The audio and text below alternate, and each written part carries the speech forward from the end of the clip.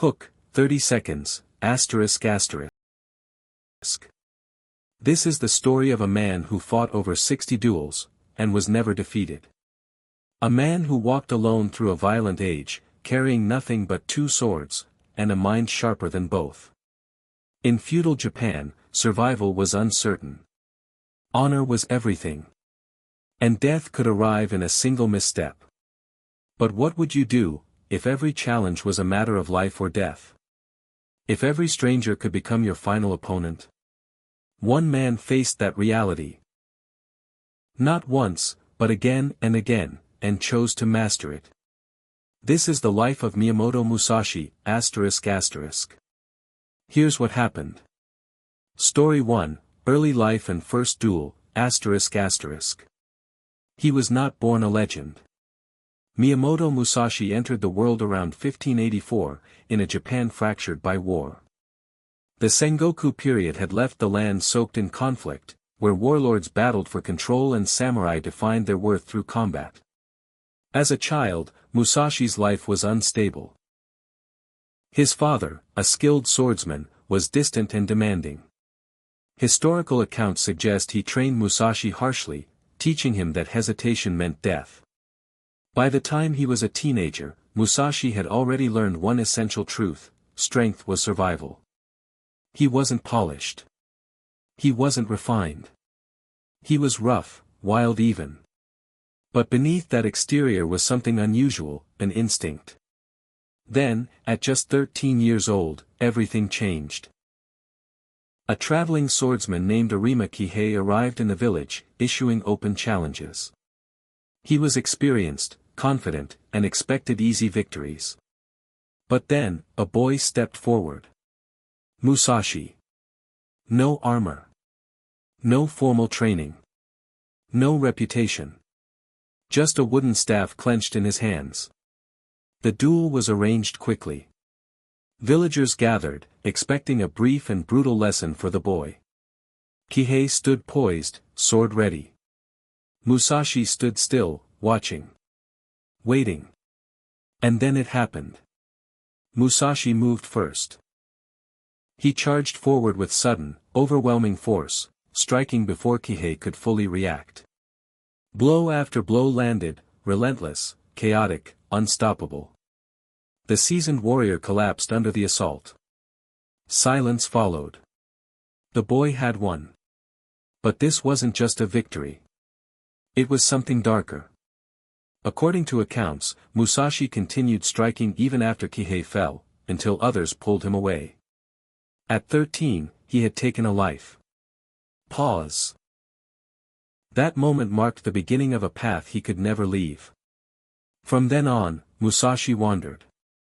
He became a ronin, a masterless samurai, traveling across Japan, seeking duels, sharpening his skill, testing his limits. Each fight was different. Each opponent brought new danger. And with every victory, Musashi refined something deeper than technique. He was learning how people fought. How they hesitated. How fear revealed itself in the smallest movements. And slowly, he began to understand something few others did. The battle was never just about the sword. It was about the mind. And Musashi was already mastering both. Transition. But raw talent and instinct can only carry a warrior so far. The next chapter of Musashi's life would test not just his strength, but his strategy, and his willingness to challenge tradition itself. Story 2, The Duel with Sasaki Kojiro. By the time he reached his late 20s, Musashi had become known. If not respected, then feared. He had fought dozens of duels and survived them all. But reputation in that era was fragile. It could be built over years, and destroyed in a single defeat. And then came Sasaki Kojiro. Kojiro was everything Musashi was not. Elegant. Disciplined. A master of the long sword technique known as Tsubeim Geishi, the swallow cut. His strikes were precise, almost artistic. Where Musashi was rough, Kojiro was refined.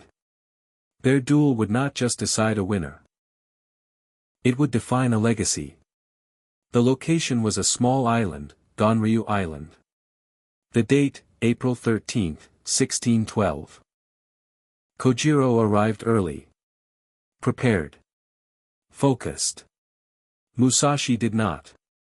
He was late. Hours passed. The sun climbed higher. Kojiro waited, growing restless. Some accounts suggest this delay was deliberate, a psychological tactic. And then, finally, Musashi appeared. He stepped from his boat carrying not a steel blade, but a wooden sword, carved from an oar during the journey. It was longer than usual. Crude. Improvised. But intentional. Kojiro, already angered by the delay, drew his sword. The air tightened. The distance between them shrank. And then, movement. Kojiro struck first, his blade slicing forward with deadly precision. Musashi countered. In a single decisive motion, he brought down the wooden sword, striking Kojiro with overwhelming force. The duel was over almost instantly. Kojiro fell. Pause. The silence was heavier this time. Musashi had not just won. He had rewritten the rules. He had disrupted timing. Manipulated emotion.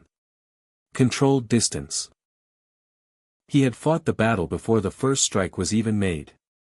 Some accounts claim Kojiro's final act was to throw his sheath in frustration, a symbolic gesture of commitment. Musashi, noticing it, is said to have remarked that a man who discards his sheath has already accepted death. Whether that moment happened exactly as described or not, the meaning remains. Musashi didn't just fight opponents. He studied them. Broke them down. Defeated them before they understood what was happening. And after this duel, something changed. The victories continued, but the desire for constant combat began to fade. Because Musashi had already proven something few could. He didn't just survive battle. He understood it. Transition.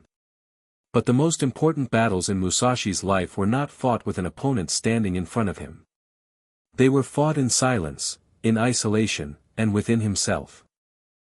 Story 3, The Path of Reflection and The Book of Five Rings. Victory can define a man. But it can also leave him empty. By his later years, Musashi was no longer the wandering duelist chasing reputation. He had fought enough. Seen enough. The world around him was changing. The chaos of constant war was giving way to relative peace under the Tokugawa shogunate. And for a man shaped by conflict, peace demanded something different. So Musashi withdrew. He spent his final years in relative solitude, eventually retreating to a cave called Ryugando. There, away from the noise of battle, he turned inward. What remained, when there was no one left to fight? This was the question he faced. And his answer became the Book of Five Rings. Not just a manual on swordsmanship, but a philosophy.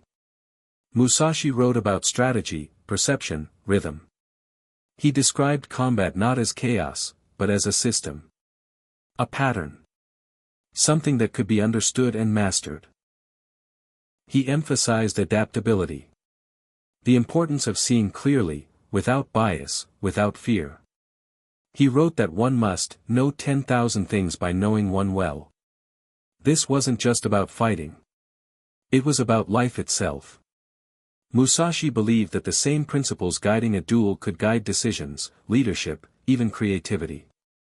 Timing. Awareness. Control of self. And perhaps most importantly, detachment. Because throughout his life, Musashi had learned something difficult to accept. Attachment. To victory, to reputation, to fear, could cloud judgment. And in a duel, even a moment of clouded judgment could mean death. So he stripped everything down. No unnecessary movements. No wasted thoughts. No illusions. Just clarity. He died in 1645. Not on a battlefield.